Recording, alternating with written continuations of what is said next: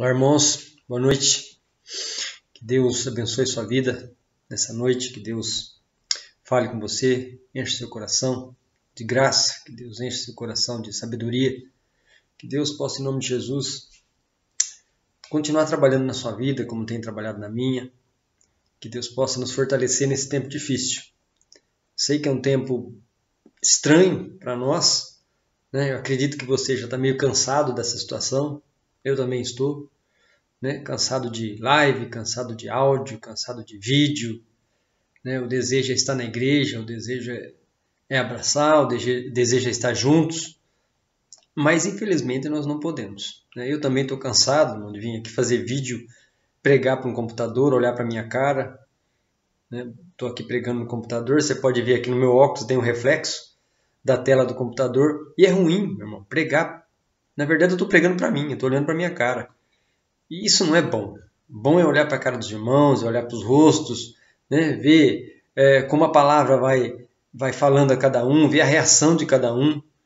Isso é muito importante para o pregador. Mas, como diz no popular, é o que nós temos para hoje. Então vamos agradecer a Deus pelo que temos. Porque se essa pandemia tivesse acontecido há uns 20 anos atrás, ou até menos, né, nós não teríamos nenhum meio de comunicação, nenhuma maneira de levar o evangelho até as pessoas e levar principalmente a palavra de Deus até você. Graças a Deus porque nós temos hoje a internet e os equipamentos aqui. Amém? Eu não sei ainda, irmão, quando nós vamos voltar. Se a proposta do prefeito se concretizar no começo do mês e ele liberar 60% da frequência nas igrejas, tá? Há um plano para isso, acho que dia 5, dia 6, então nós voltaremos. Ele liberando 60%, aí dá para a gente voltar.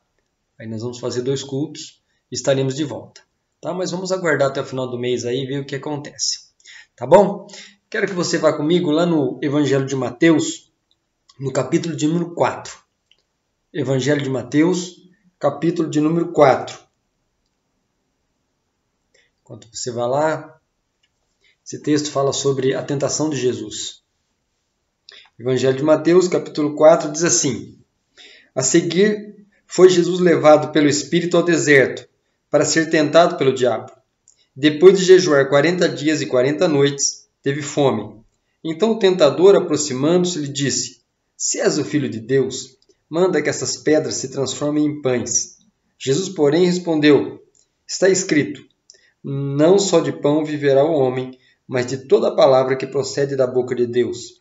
Então o diabo levou a cidade santa, colocou-o sobre o pináculo do templo e lhe disse: Se és o Filho de Deus, atira-te abaixo, porque está escrito: Aos teus anjos ordenará ao teu respeito para que te guardem. Eles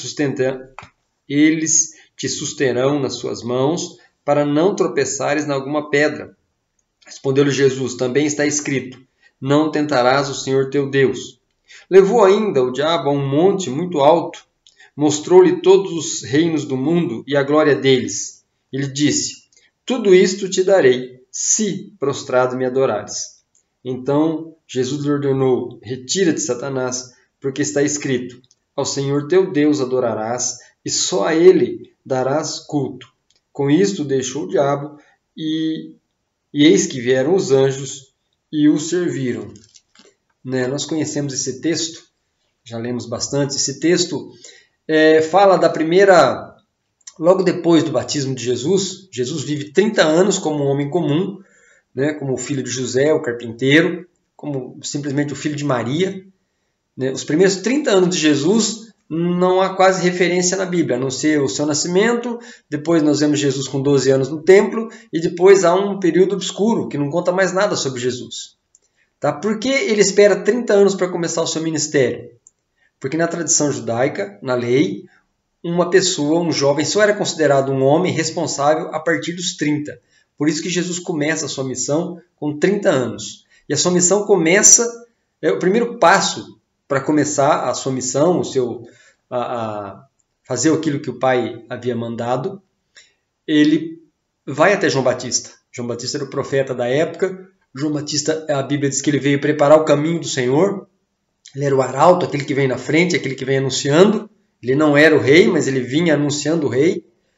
E Jesus vai até João Batista e pede que João Batista o batize. João fica meio constrangido, mas Jesus o convence e João Batista batiza Jesus. E a partir desse momento, quando ele sai da água, né, você já leu o texto, existe ali, nós encontramos ali no batismo de Jesus a Trindade, né, a figura da Trindade, porque o Filho está na água, há uma voz no céu dizendo: este é meu Filho que me dá muito prazer, ou em quem me comprazo, e há uma pomba descendo ali sobre Jesus, né, simbolizando o Espírito Santo. Então nós temos o Filho na água, o Pai no céu falando, e a pomba descendo sobre Jesus como símbolo do Espírito Santo. A partir desse momento, é o texto que nós lemos, a Bíblia diz que Jesus é levado ao deserto. Mas o interessante, meu irmão, é que Jesus não é levado para o deserto pelo diabo. Não é o diabo que leva Jesus para o deserto, mas é o Espírito Santo que leva Jesus para o deserto. E para ser tentado. É estranho isso, mas é exatamente isso que acontece. Jesus vai passar agora por um período de teste, um período de treinamento, né? Um período, a sua vida, o seu ministério não começa ele fazendo milagres, não começa curando pessoas, mas começa passando um tempo de preparação, um tempo de aprendizado, um tempo ali até mesmo de prova, principalmente prova. A Bíblia diz que Jesus fica 40 dias naquele lugar, tá? Ali um lugar bem deserto, não havia ninguém, e ele não tem comida. Não fala nada sobre água, eu acredito que água Jesus tivesse, tá? Porque água é essencial para o corpo, principalmente naquela região. Eu acredito que Jesus tenha água naquele lugar, mas ele não tem comida, e ele fica 40 dias sem comer. Olha que interessante essa quantidade, 40 dias.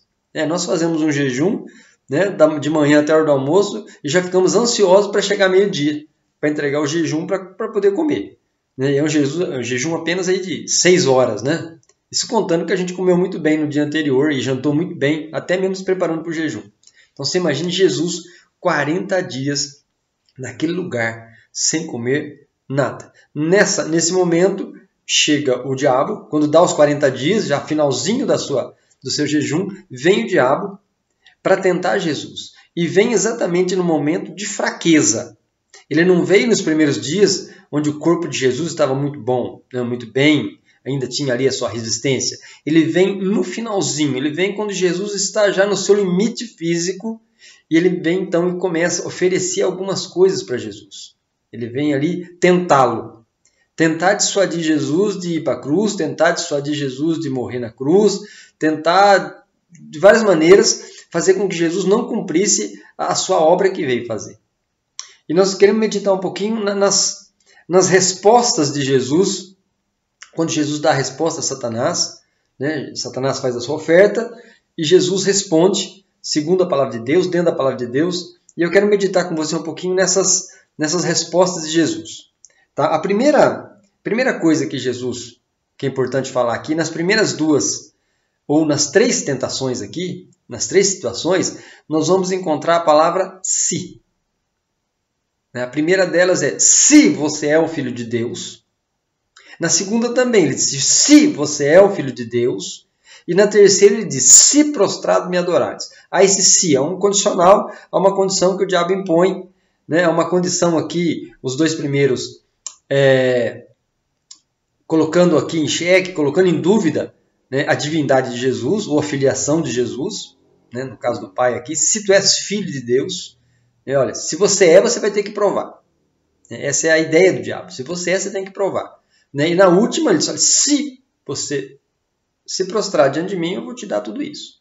Então esse se é importante para nós, tá? Na nossa colocação aqui.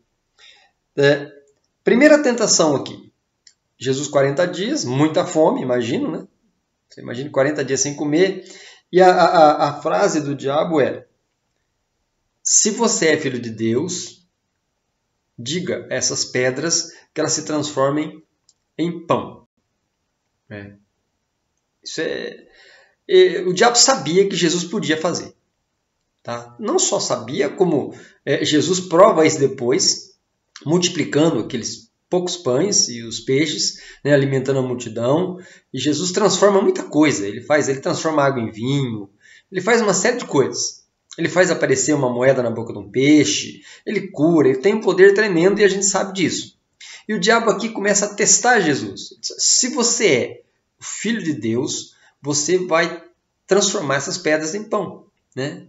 Já que você é, você pode fazer, você tem poder e eu quero ver você fazer isso. Se você é o Filho de Deus. O que nós aprendemos com isso aqui, meus irmãos? Qual é a ideia, né? Essa frase de Jesus é uma resposta à tentação de transformar a pedra em pão. Uma coisa importante que a gente precisa entender é o seguinte. A primeira tentação é a tentação do apetite, né? O apetite é muito importante para nós. A comida, na nossa vida, ela tem uma importância assim tremenda, né? Ela é tão importante a comida que hoje nós vemos a indústria da comida crescendo demais em todos os setores. A gastronomia hoje está assim no mundo todo. Agora é até uma arte, uma ciência, um negócio assim cresceu demais. Antigamente eram as mulheres que cozinhavam, hoje não. Hoje tem os grandes chefes, os grandes cozinheiros. Por quê? Porque a comida é um negócio essencial. Se tornou algo muito importante, sempre foi e vai ser sempre importante na vida do homem. Essa ideia do apetite. Interessante que a Bíblia fala de dois Adão. Fala do primeiro Adão e do segundo Adão. A Bíblia diz que o primeiro Adão pecou e o segundo Adão não pecou. A Bíblia fala que o primeiro Adão foi tentado e pecou. E o segundo Adão foi tentado em todas as coisas e não pecou. A Bíblia está falando de Adão, o Adão da Eva, e está falando do segundo Adão, que seria a pessoa de Jesus. Os dois foram tentados pelo diabo. Tiveram o mesmo tipo de tentação. Mas é interessante que o primeiro Adão, que é o Adão lá da Eva, lá de Gênesis, ele peca exatamente, irmão, pelo apetite. Adão e Eva pecaram porque cobiçaram um fruto, uma comida. E interessante que a tentação aqui de Jesus, o diabo começa exatamente pegando o mesmo tema. Da mesma maneira que ele conseguiu enganar Eva, ele tenta agora enganar Jesus.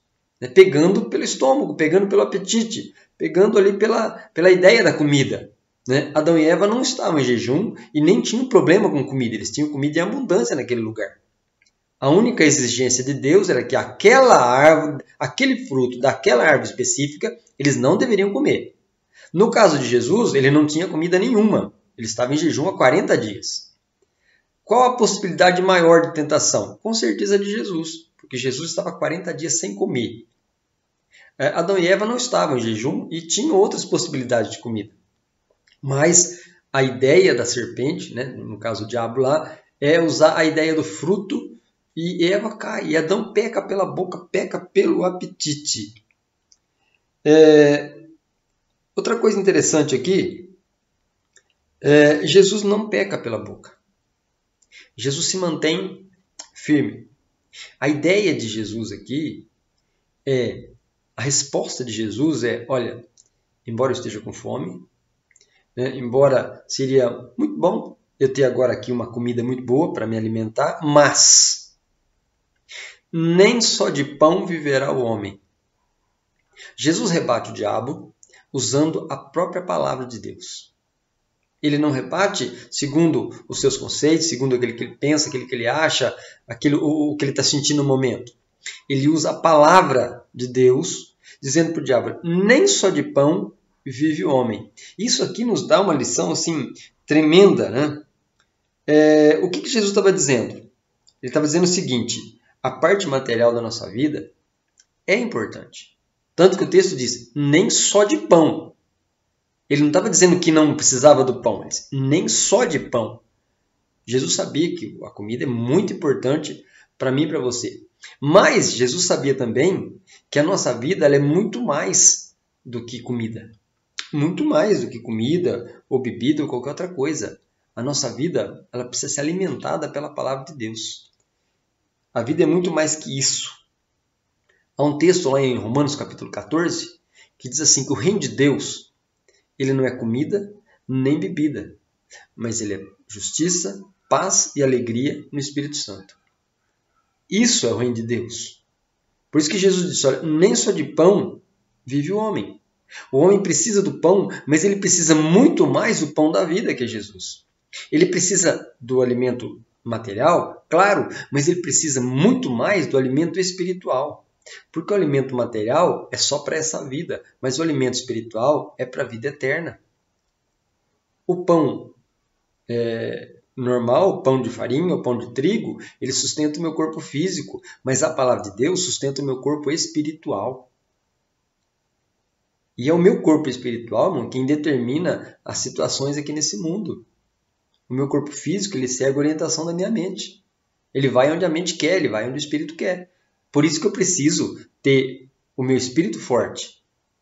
Quando o meu espírito está forte, então eu sou um homem forte. Meu corpo ele vai para onde Deus quer.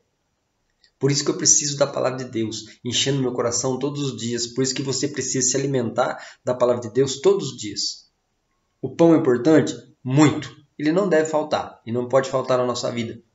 Mas a palavra de Deus é muito mais importante e ela jamais pode faltar na nossa vida.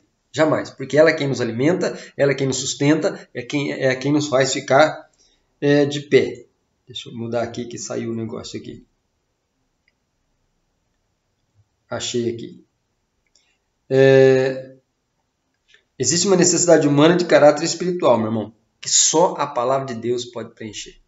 Há um lugar no nosso coração, há um lugar na nossa vida, há uma necessidade em nós, presta bem atenção nisso, há uma necessidade em nós que nenhuma comida, por mais gostosa, por mais deliciosa, por mais rara que ela seja nesse mundo, pode preencher na nossa vida. Há um lugar, há uma necessidade em nós que só a palavra de Deus vai preencher. Que só a palavra de Deus vai alimentar. Que só a palavra de Deus vai satisfazer o nosso corpo. Isso não tenha dúvida disso. Não tenha dúvida disso.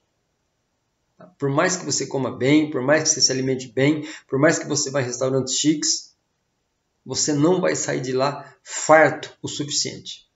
Mas quando você vai para a palavra de Deus, então você fica farto. Você fica satisfeito. Porque a palavra de Deus é quem realmente nos sustenta. Uma pessoa morre fisicamente se ela não comer. Ela pode morrer. Se ela não comer fisicamente a comida normal. Mas se ela não comer, meu irmão, da palavra de Deus, ela vai morrer eternamente. Se você não se alimentar da palavra, você vai morrer eternamente. Isso é uma verdade. Então guarde isso no seu coração.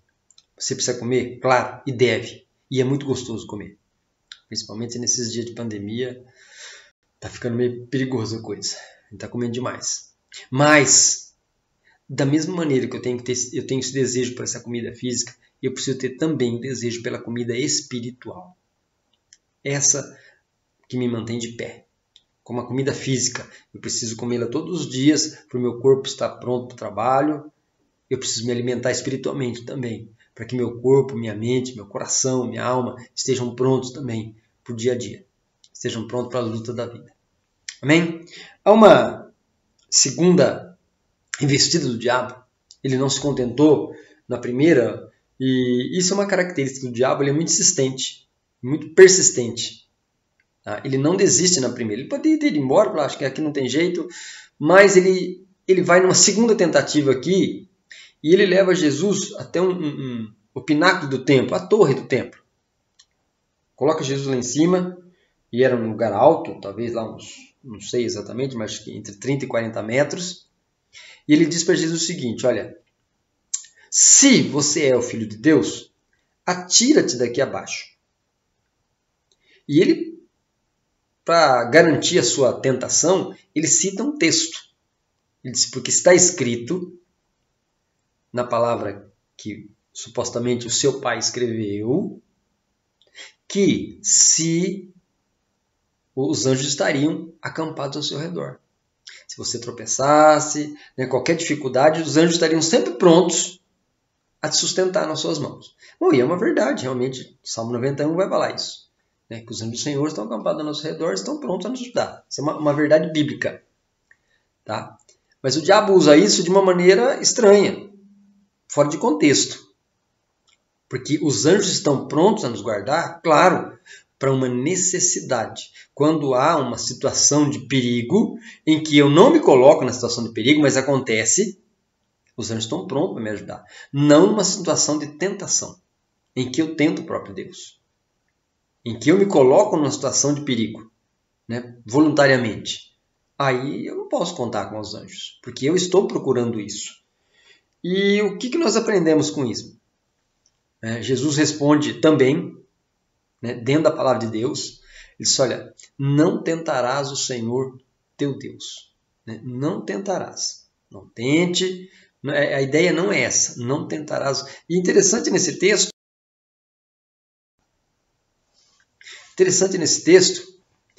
é que Jesus diz assim, não tentarás o Senhor teu Deus.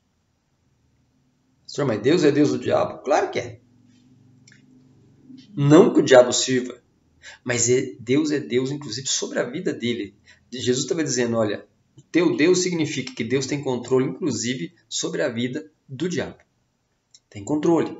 Essa história de que há duas forças no universo, Deus e o diabo.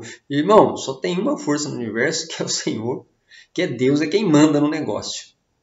O diabo está aí, faz a parte dele, que é matar, roubar e destruir, mas ele também está sob o controle de Deus. Então nunca coloque Deus e o diabo no mesmo nível. Jamais faça isso. Né? Não existe comparação entre Deus e o diabo em nível de poder. Jamais. Não tem. Deus está sobre todas as coisas. Deus é sobre todas as coisas. Inclusive sobre o diabo. Né? Inclusive o tempo dele está contado. Já está bem contado. Essa frase é dita em resposta quando Jesus... o diabo pede que ele pule. Essa aqui é a tentação, meu irmão, dos olhos. É fazer alguma coisa para impressionar as pessoas. Já passou por isso? Né? Talvez você já tenha passado por isso. Tentar impressionar as pessoas. Tentar mostrar para as pessoas que você é isso, que você é aquilo, né? Que você é mais do que é. Tentar mostrar que você é um bom crente. Tentar mostrar que você é espiritual. Ou tentar mostrar que você é um excelente profissional. Ou seja onde for. Essa tentativa de impressionar as pessoas. É interessante que Adão e Eva também cometem esse mesmo pecado. Eles entram nessa mesma tentação. Porque o diabo diz para eles assim, olha, se vocês comerem essa maçã, vocês vão ser igual a Deus. Olha que interessante se Adão e Eva se tornassem iguais a Deus. Poderia impressionar. Né? Interessante ser igual, parecido ou igual a Deus. Essa foi a proposta do diabo para eles. E eles caem nessa tentação. Né? Eles caem nessa visão dos olhos. Né? Eles caem nessa visão do... Tanto que Eva, antes de comer o fruto ali, a Bíblia diz que ela olha, mas ela faz mais que olhar, ela contempla. Contempla significa parar, olhar, observar, né? Fixar os olhos. É a tentação dos olhos aqui. E eu queria dizer uma coisa para você. Você não precisa impressionar ninguém. Você não tem essa necessidade. Eu não preciso impressionar ninguém. Eu sou o que sou, você é o que é. Com as nossas virtudes, com os nossos defeitos, com as nossas qualidades, mas com os nossos erros também. Né? Tirando Jesus na Bíblia, meu irmão, tirando Jesus, nós não vamos encontrar um único personagem na Bíblia, de Gênesis e Apocalipse, que não tinha pecado. Nenhum. Todos pecaram. Todos. Aqueles mais santos que a Bíblia fala assim, né, não fala nada contra o cara, mas ele também tinha os seus erros, ele também tinha as suas falhas. Todos eles eram humanos como eu e você. Nós não precisamos aqui impressionar pessoas. Não precisamos. Né? Eu não preciso impressionar a igreja, eu não preciso impressionar meus amigos. Você não precisa. Nós precisamos ser honestos. Nós precisamos ser autênticos, verdadeiros. Porque os homens da Bíblia tinham os seus erros. Você pega um Abraão, um homem de Deus, amigo de Deus, o cara que Deus falou tremendamente, mas você vai ver as falhas dele lá, o casamento dele tinha uns problemas de vez em quando, ele brigava com a mulher dele.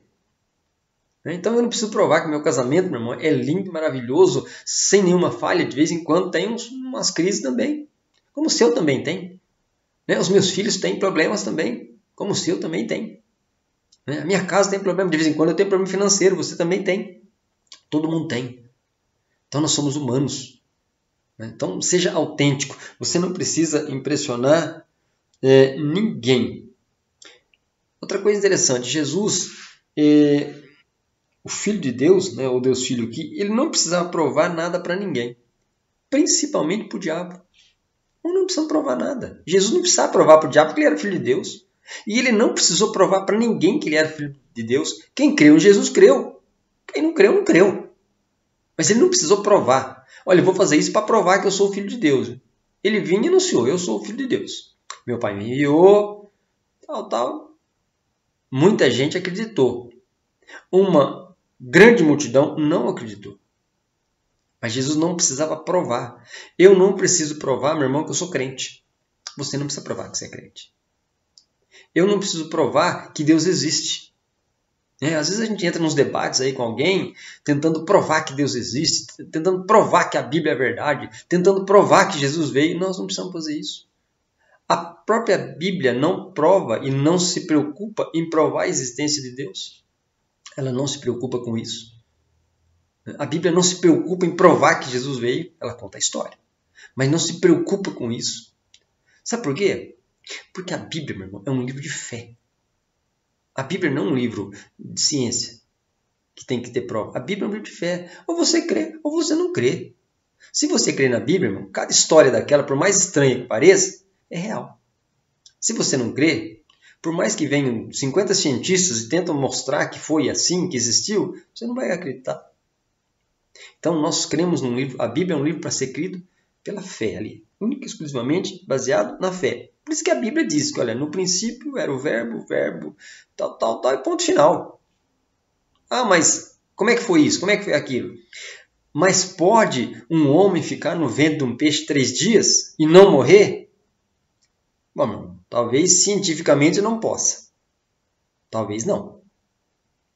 Pela ciência não dá, mas pela Bíblia dá. Pelo poder de Deus é possível sim. Tá? Como um homem morto numa cruz, né, e comprovadamente morto, ressuscitar depois de 3 dias. Pela ciência é impossível, mas pela fé dá. Então por isso que o céu, irmão, é para os que creem. Né? A ciência jamais vai provar a existência do céu, porque ele é único, exclusivamente baseado na fé. Por isso que a Bíblia diz que o justo ele não vive pelo que ele vê, mas ele vive pela sua fé. Né? E o reino de Deus, irmão, é pela fé. Tudo que nós fazemos baseado em Bíblia é baseado na fé. Eu nunca vi Jesus, você também não. Tá? Eu nunca vi Deus, mas isso não tira a minha crença que ele existe. Eu nunca vi Jesus, e muito menos morto numa cruz, mas isso não tira a minha fé de que ele morreu na cruz por mim. Tá? Eu nunca vi um sangue derramado sobre a minha vida. Mas isso não tira a minha fé que o sangue de Jesus me lavou e perdoou os meus pecados. Eu nunca vi nenhum pedacinho do céu, mas nem por isso eu deixo de crer que ele existe.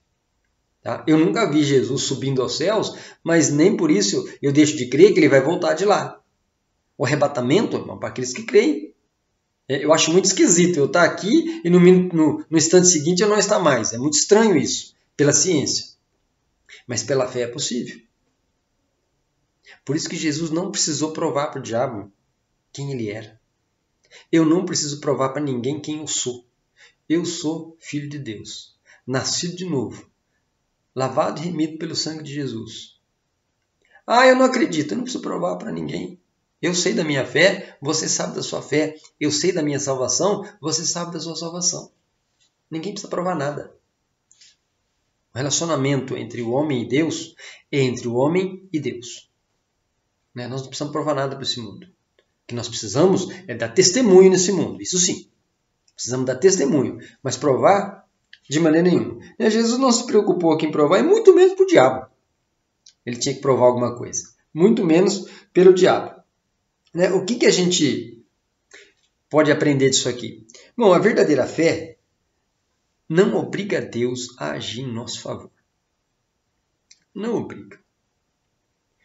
Quando eu digo que eu tenho fé, eu não preciso de uma prova de Deus que ele existe, ou eu não preciso que Deus faça alguma coisa para que eu creia nele.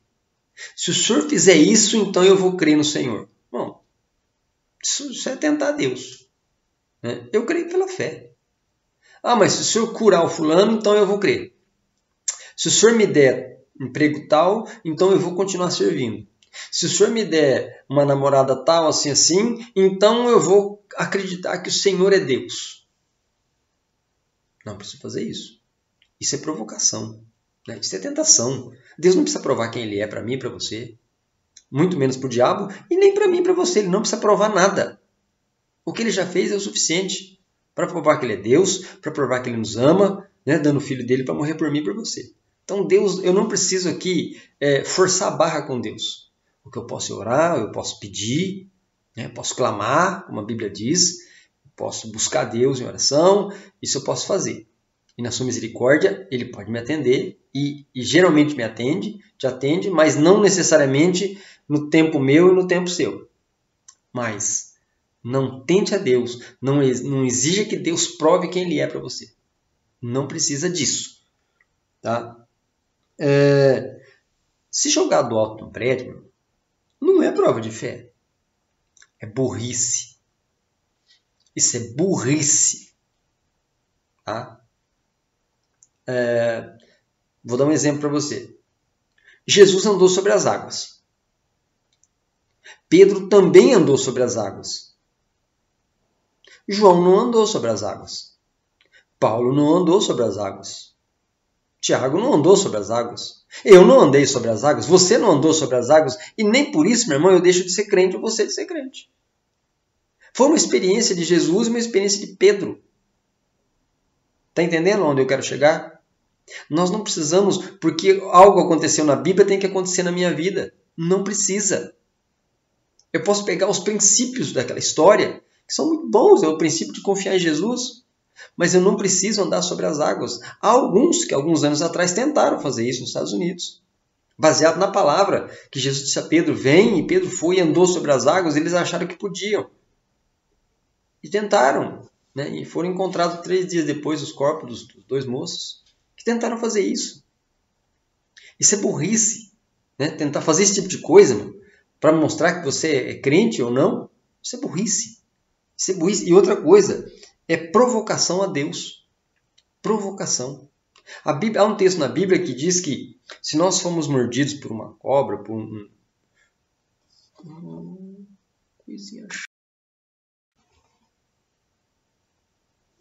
Há um texto na Bíblia que diz que se nós formos picados por uma cobra, por um escorpião,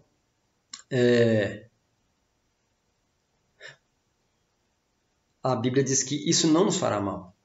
E isso acontece. Aconteceu com Paulo. A Bíblia diz que Paulo estava numa ilha chamada Malta e ele foi ali pegar uns gravetos para botar numa fogueira e uma serpente venenosa, extremamente venenosa, o picou. E diz o texto que os habitantes daquela ilha ficaram ali aguardando e olhando para Paulo, esperando ele definhar e morrer. Porque era normal acontecer aquilo. Mas a Bíblia diz que Paulo ficou ali tranquilo e passou meia hora, 1 hora, 2 horas e nada aconteceu. Para que se cumprisse o texto que Jesus falou. Mas Paulo não tentou a Deus.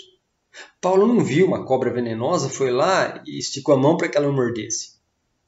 Paulo foi pegar gravetos e no meio dos gravetos tinha uma cobra. Como a Bíblia diz que se nós tomarmos alguma coisa mortífera, não nos fará mal. Mas não está dizendo para você pegar um copo de veneno e beber e dizer, Deus, cumpra a tua palavra em mim. Não. Mas está dizendo se por um engano ou se alguém me forçar a tomar um copo de veneno contra a minha vontade, Deus pode fazer um milagre e esse veneno não me fazer mal. É nesse sentido. Por isso que a ideia de eu provocar a ira de Deus é muito séria. Muita gente tem provocado a ira de Deus. Muita gente tem se levantado contra Deus. Muita gente tem... Eu tenho um amigo, até contei para vocês, ele diz que peita Deus. Eu fico preocupado com essa parte. Eu peito Deus. Então eu fico pensando como é que a gente faz isso. Então é muito preocupante isso. A gente precisa saber, eu preciso saber, e você precisa saber, a gente se colocar no nosso lugar de servo, de criatura. Ele é o Criador, Ele é o Senhor. Se estamos aqui é por causa da graça e da misericórdia dEle. Tá?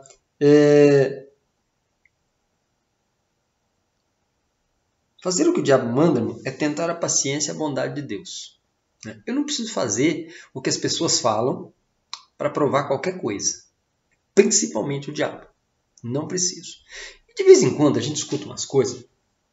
Aqui dá até para a gente trabalhar um pouquinho aqui. De vez em quando a gente escuta umas coisas de pessoas e às vezes do próprio diabo.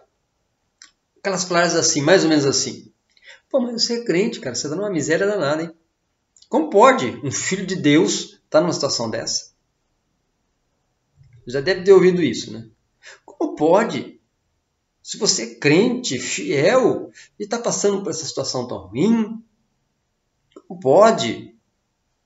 E aí vai. Como pode você, filho de Deus, um servo de Deus, um crente, está devendo? Como pode você, um filho de Deus, andar com um carro tão velho desse daí? Como pode? Aí as pessoas vão, né? E a gente às vezes fica até, para e começa a pensar, não é verdade, né? Pô, eu sou filho de Deus. E a Bíblia diz que eu comeria o melhor da terra. Não. E aí a gente vai. E aí a gente pode entrar nessa onda aqui, ó. Nessa onda do diabo. Sabe? Aí a gente parece que precisa provar para o mundo que os crentes só têm carro zero, que os crentes só comem do bom e do melhor, que a família do crente não tem problema nenhum, que os filhos do crente são só uma bênção, entendeu? Que crente só anda com dinheiro guardado no banco. Isso é mentira, isso não está na Bíblia. Isso não está na Bíblia. A Bíblia fala de homens ricos que eram crentes e fala de homens pobres, muito pobres. Fala de uma viúva que deu tudo que tinha, até as míseras moedas que ela tinha, ela deu e era uma mulher crente. Mas deu as 2 últimas moedinhas que tinha. Não diz que ela era rica, não diz que ela deu do que sobrou.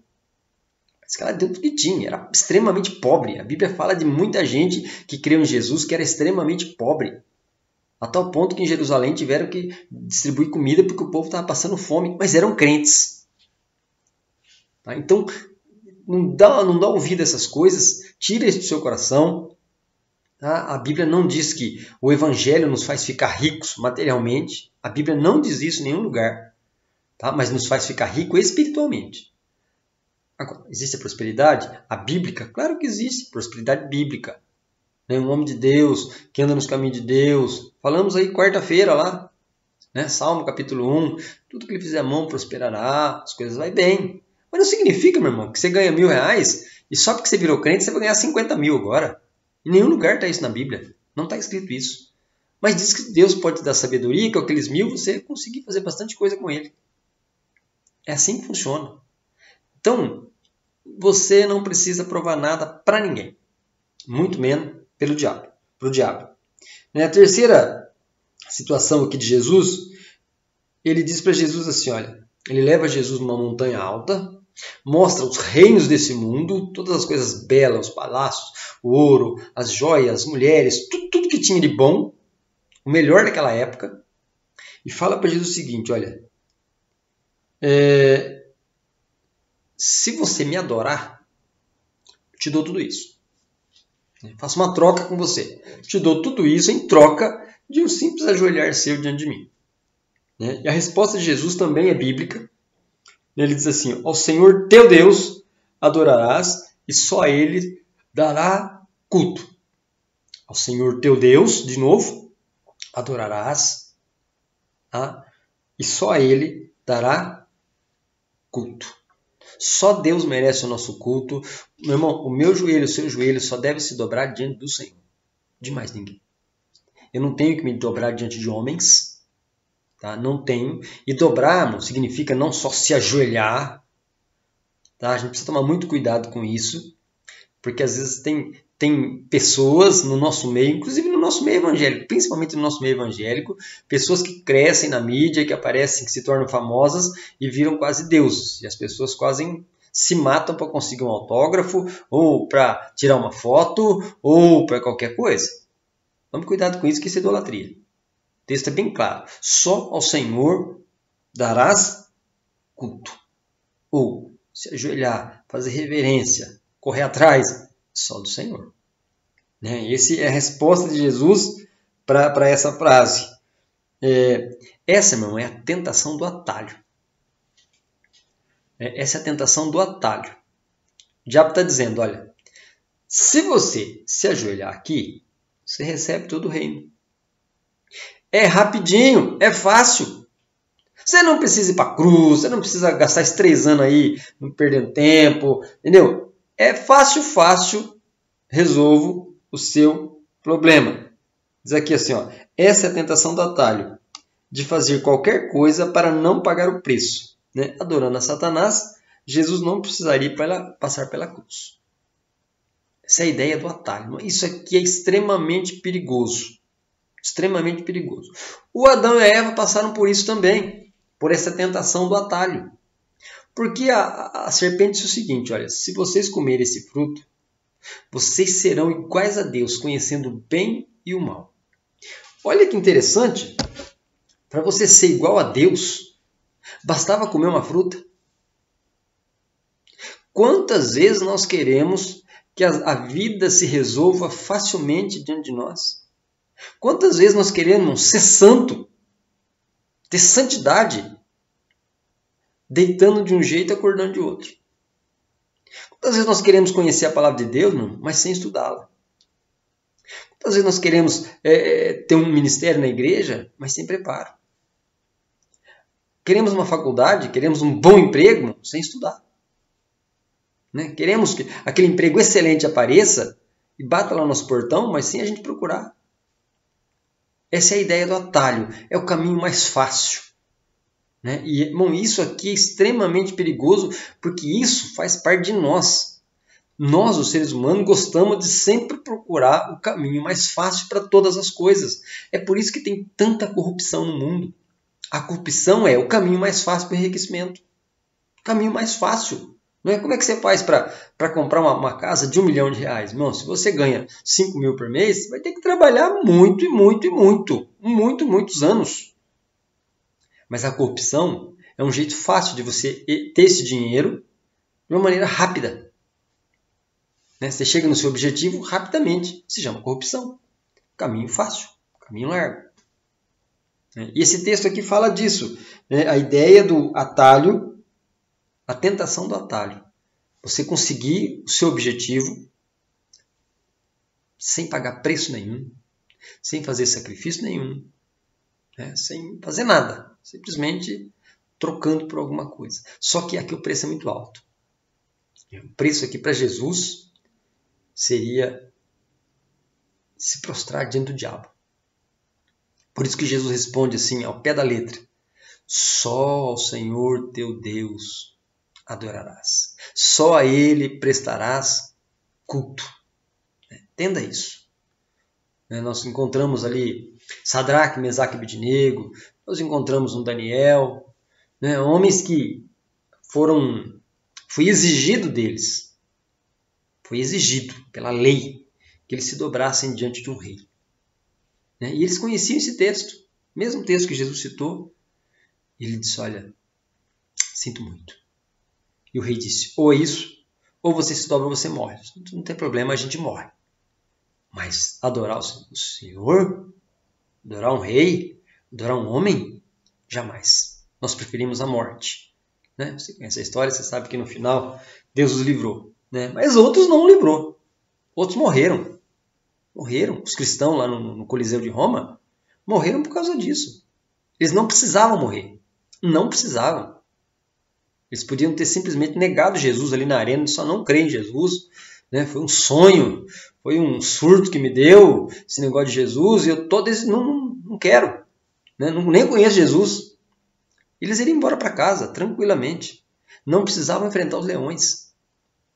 Mas eles preferiram enfrentar os leões, serem ali dilacerados pelos leões, do que se dobrar diante de um rei humano. Essa é a ideia aqui nesse texto. Esse é o caminho do atalho. Toda vez que você pega um atalho, você paga um preço alto. Toda vez que você tem um objetivo, e você sabe que esse objetivo é difícil de alcançar, não é fácil chegar lá. Existe um preço a ser pago. Toda vez que você não paga esse preço, você pega um atalho e consegue chegar lá, com certeza você não agiu dentro da palavra de Deus. Com certeza, de alguma maneira, você se envolveu em coisas que não agradou a Deus. Porque o caminho não é esse. Ele fala de Adão aqui também. Jesus não se sujeitou, mas para cumprir sua missão, ele foi obediente até a morte e morte de cruz. Interessante. Jesus sabia o que estava por vir. Jesus sabia, nesse texto aqui, ele sabia que ele teria 3 anos ainda pela frente, de muito sofrimento, né, muita dor nesses 3 anos. E depois ele sabia o que o esperava lá em Jerusalém, lá no Monte Calvário. Ele sabia de tudo isso. Mas a Bíblia diz que ele foi em frente, ele não retrocedeu, ele sabia o que o esperava, ele sabia o tipo de morte que o aguardava, mas ele vai até o fim e ele não desiste. Né? O texto diz que ele foi obediente até a morte e morte de cruz. Né? Filipenses capítulo 2, versículo 8. Interessante, Jesus não se rende, ele não se deixa levar pelos atalhos da vida. De maneira nenhuma. Né? O que a gente pode aprender de tudo isso, meu irmão? O atalho é uma das tentações mais comuns da nossa vida. E uma das mais difíceis de vencer. Você sabia disso? Vou dar um exemplo bem prático para você. Como é que a gente faz para emagrecer mesmo? Existe um caminho para o emagrecimento, né? Mas aí vem o cara da dieta e diz, olha, dieta tal, né? 8 quilos numa semana e você pode comer tudo que você gosta. Tem alguma coisa errada. Né? Ou então, você abre lá a internet e está lá. Né? 6 meses, você consegue aprender o conteúdo de 6 meses de inglês em 6 dias. Vi ontem. Né? Aquilo que você demoraria 6 meses para aprender inglês, você faz em 6 dias. É um novo curso. É alguma coisa estranha nisso. E o pior, irmão, que isso dentro do evangelho também está acontecendo. Estão fazendo aí 6 dias de batalha, 6 meses de vitória. Você vai 6 dias seguidos na igreja, você ora, você oferta e você vai ter 6 meses de vitória. Tem base bíblica nenhuma. Mas é o caminho fácil, né? É o atalho que a gente pega. Para que ficar orando 6 meses seguidos se eu posso orar 6 dias e já resolvo tudo isso? Né? Já garanto 6 meses de vitória na minha vida. E nesses 6 meses que eles garantem, que a igreja garante a vitória, quer dizer, Deus não pode fazer nada. Deus fica impedido de agir na sua vida. Né? Se havia um plano de Deus para acontecer alguma coisa na sua vida, até para mudar o teu coração, Deus fica impedido. Porque 6 meses, você fez 6 dias lá. Isso não é bíblico. Isso é humano, isso é invenção humana. Aí você vai ganhar dinheiro. Abre a internet que você vê lá, ganha dinheiro fácil. E o cara te dá uma receita para você ganhar dinheiro fácil. Claro, mediante um pagamento. Você tem que pagar alguma coisa para aprender essa nova receita dele. Se ela fosse tão boa, por que ele não faria? Se ela fosse tão boa, por que ele não está fazendo ela? E ter fama, e fazer a obra de Deus, e se santificar, e ajudar o próximo. Às vezes a gente quer ajudar o próximo, mas a gente quer assim, um milagre de Deus para ajudar o próximo. A Bíblia diz que se eu tenho 2 túnicas, eu devo dar uma. Não está dizendo que quando eu tiver 70 túnicas eu dar uma. Não, é quando tem 2, eu divido. Uma para mim e uma para ele. É isso que a Bíblia me ensina. Eu postei um texto essa semana no Face, acho que alguns viram. Quando Bill Gates era um homem sem reconhecimento nenhum, ainda era pobre, um homem simples, não era o homem mais rico do mundo. Um dia ele passa por um lugar, não sei se um aeroporto ou qualquer lugar, e ele precisava de um jornal, ele queria comprar um jornal. E quando ele foi ver, ele não tinha dinheiro trocado, não tinha moeda nenhuma. E ele devolve o jornal ao jornaleiro, e aquele jornaleiro disse, olha, o senhor pode levar. Ele deu o jornal. Passa um tempo, ele passa por aquele mesmo lugar, de novo ele quer comprar um jornal, e de novo ele não tem dinheiro trocado, e não tem moedas, e aquele homem, pela segunda vez, dá ao Bill Gates um jornal. Passado muitos anos, Bill Gates ficou rico, milionário, o homem mais rico do mundo, super famoso. E um dia ele se lembrou daquele jornaleiro. E aquilo veio à sua mente e ele começa então a pensar. E ele resolve então, contrata uma pessoa e diz, olha, eu quero que você descubra essa pessoa em tal lugar assim, com essa fisionomia. Pesquise para mim. E alguém procurou, depois de um mês encontrou aquele homem. Bill Gates foi até aquele jornaleiro. Disse para ele, você se lembra de mim? Você me conhece? Ele falou, claro, o senhor é Bill Gates, o homem mais rico do mundo. Ele falou, você se lembra de mim? Ele falou, claro. Eu dei 2 vezes jornal para o senhor de graça. As 2 vezes que o senhor precisou, o senhor estava sem moeda, eu lhe dei jornal de graça. E o Bill Gates disse, olha, eu estou aqui porque eu me lembrei do favor que você me fez há tantos anos e eu quero retribuir. Então você pode me pedir o que você quiser e eu lhe dou. Pode falar. E aquele homem olhou para o Bill Gates e disse, você jamais vai poder igualar aquilo que eu fiz por você. O Bill Gates não entendeu, disse, como assim? Disse, olha, eu fiz aquilo sendo pobre. Eu não precisei ficar rico como o Senhor para vir aqui devolver um favor. O senhor está vindo aqui devolver um favor porque o senhor ficou rico. Agora que o senhor tem muito, o senhor está tentando devolver um pouquinho do que tem. Eu lhe dei daquilo que eu não tinha. Eu lhe dei 2 jornais que faziam parte do meu sustento diário. Eu tirei 2 comissões de 2 jornais que faziam parte lá da comida que eu ia levar para minha casa para abençoar a sua vida. Então jamais o senhor vai conseguir se igualar ao bem que eu fiz. Então é mais ou menos por aí, meu irmão. Às vezes nós queremos ajudar as pessoas, mas nós queremos que Deus nos dê muito, para que depois, quando a gente tiver muito, a gente possa dar uma pequena parcela. E biblicamente, meu irmão, a boa oferta é aquela que custa algo para nós. Não é alguma coisa que está sobrando na nossa vida. O próprio Jesus compartilha naquela situação do gasofilácio que os ricos deram daquilo que sobrava. A viúva deu tudo que ela tinha. A Bíblia não diz para você dar tudo que você tem. Mas a Bíblia diz que se você tiver 2, você pode dar 1. Você pode dividir. Isso é bem. Você pode. E às vezes nós queremos o caminho do atalho. Qual é o caminho do atalho? Quando eu ficar rico, eu vou ser muito generoso. Irmão, seja generoso pobre. A generosidade não está na quantidade que você vai dar. A generosidade está em dividir aquilo que você tem. Quando você não tem. Melhor ainda. Isso é generosidade. Você dá quando você não tem. Quando você tem pouco. Aí é generosidade. Quando você tem muito e dá um pouquinho, aí você não é generoso. Aí você está dando aquilo que está sobrando. E aí nós podemos aqui... um monte de coisa aqui. O caminho, a ideia aqui do atalho vai longe. Do caminho fácil, vai longe. Mude isso na sua vida.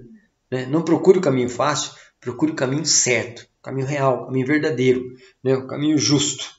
Não existe caminho fácil no reino de Deus.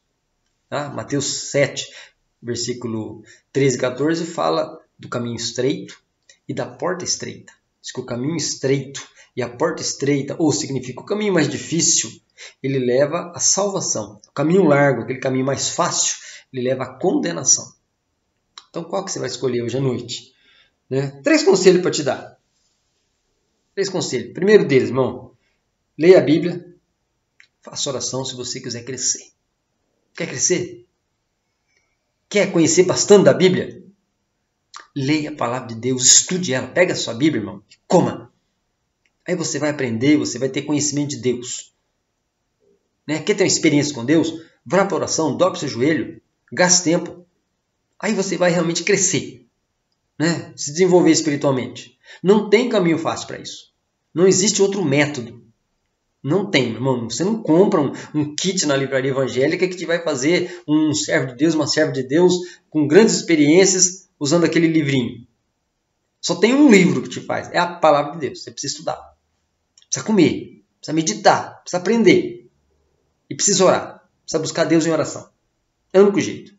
Jesus, o Filho de Deus, sendo Deus, toda madrugada ele estava em oração. Numa dessas últimas orações lá no Getsemane, ele pediu para os discípulos orar 1 hora. Os caras não conseguiram orar 1 hora com ele. E ele fala assim, vocês não conseguiram orar nem 1 hora comigo? Nenhuma! Significava que era muito pouco ainda, 1 hora. Era o mínimo exigido, 1 hora por dia. Então você quer crescer? Quer desenvolver espiritualmente? Quer ser um grande homem, uma grande mulher de Deus? Vá para a oração e vá para a palavra. Segundo conselho aqui. Jamais provoque a paciência de Deus. Não provoque Deus. Não tente a Deus. Não exija de Deus. Você e eu não somos ninguém para exigir nada de Deus. Deus é Deus, está sentado no céu alto sobre um trono. Eu sou criatura e você é criatura de Deus. Mas agora nós somos filhos. Sim, mas devemos obediência ao nosso Pai Celestial. É o mínimo que se espera, é obediência. Tá? E se podemos ser chamados de filhos, é por causa da misericórdia dele. Tá? Só para você ter uma noção, nós temos permissão para viver. Nós estamos vivos por causa da permissão de Deus. Porque a Bíblia diz que todas as manhãs Deus renova a misericórdia dele todos os dias sobre a nossa vida. Porque se ele resolver não renovar, você já era. E eu já era. Então nós estamos aqui com permissão de Deus. Se o ar está entrando e está saindo do nosso pulmão, é por causa da permissão de Deus. Então não provoque. Não provoque a sua paciência. Não tente a Deus. Terceiro conselho. Não pegue atalhos na vida. Pague o preço. O reino de Deus, meu irmão, não é o caminho mais fácil. Aliás, não é o caminho fácil. É um caminho difícil. Jesus falou uma vez, alguém chegou e falou, Jesus, eu quero ir com o Senhor, andar com o Senhor, seguir o Senhor. Ele falou, você quer vir, você vem, mas eu vou te avisar. O Filho do Homem não tem nem onde reclinar a cabeça. Entendeu? Não tem nem lugar para encostar a cabeça. Então você já vai vir comigo, já sabe que o negócio não é hotel 5 estrelas. Tá? O negócio comigo é apertado. Numa outra situação, ele falou, aquele que quiser vir após mim, negue-se a si mesmo, pegue a sua cruz e siga-me. Então é assim que funciona. Tá? Não tem... Uma outra vez ele falou, olha, se quiser vir comigo, vai ter que deixar pai, mãe, irmão, deixa tudo, vem comigo. O caminho de Deus, irmão, não é fácil, mas vale a pena. Se você quiser pegar atalho, irmão, não tem atalho para salvação. Tá? Não tem como você deixar de passar pela cruz para ser salvo. Não tem jeito. Se estão te oferecendo um evangelho sem cruz, é um evangelho demoníaco. Tá? Se estão oferecendo um evangelho, irmão, sem arrependimento, é um evangelho demoníaco. Porque para chegar a Jesus, você precisa de arrependimento, você precisa de cruz. Sem esses dois, não tem. Se estão te oferecendo um evangelho desse tipo, isso não é evangelho. Isso é mentira. Você pode até ser membro de igreja. Tá? Mas para ser salvo, para andar com Deus, precisa de arrependimento, precisa de cruz. Senão não é evangelho. Então esses 3 conselhos ficam para você. Caminho fácil, já sabe. Né? Não conduz a salvação, ele conduz à perdição. Bem, que essa palavra possa ter ficado no seu coração, que Deus abençoe aí a sua semana, nós vamos nos falando. Eu quero, antes de terminar, orar com você. Feche seus olhos. Pai, em nome de Jesus, nós queremos glorificar o teu nome nessa hora, por essa palavra, Deus, palavra que, ali da própria boca de Jesus, ali, Deus, saindo palavras de vida, palavras, Deus, de vida eterna, palavras, Deus, que põe o diabo no lugar dele. Palavras, Deus, que mostram ali, Deus, por que Jesus tinha vindo, por que Jesus era o Filho de Deus, como Jesus conseguiu ali rebater, Deus, todas as tentações e como, Deus, nós podemos aprender, ó Deus, com esse ensinamento de Jesus. Que o Senhor abençoe a tua igreja, que o Senhor abençoe teus servos, que o Senhor abençoe tuas servas, que em nome de Jesus, Pai, nós continuemos, ó Deus, seguindo os passos de Jesus. Nós te agradecemos por tudo, em nome de Jesus. Amém. Meu irmão, fique em paz. Que o amor de Deus, o Pai, a graça de nosso Senhor e Salvador Jesus Cristo e que a comunhão santa do Espírito esteja sobre a tua vida. Deus te abençoe grandemente. Boa semana para você. Abraços.